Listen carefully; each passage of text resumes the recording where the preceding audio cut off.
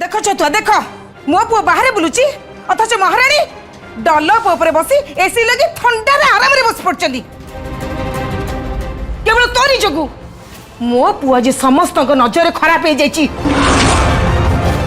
केते भरोसा करथले सी तो ऊपर हेले हेले तू ताकू तो निज फायदा पे बाहालू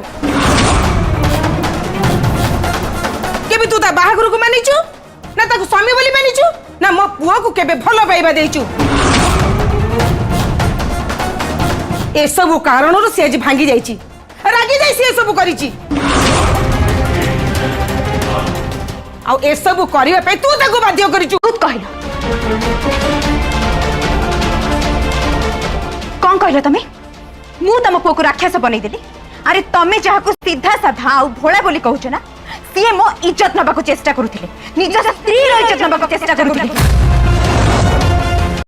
तमे मते उल्टा धन्यवाद जणाइबा कथा काहे कि ना मु पुलिस को डाकी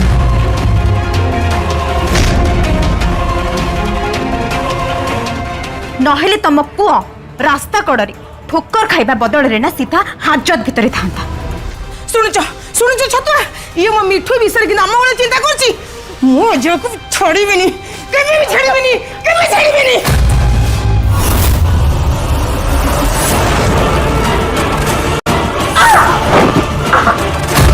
मो पुओ को मु हाजत को पठेनी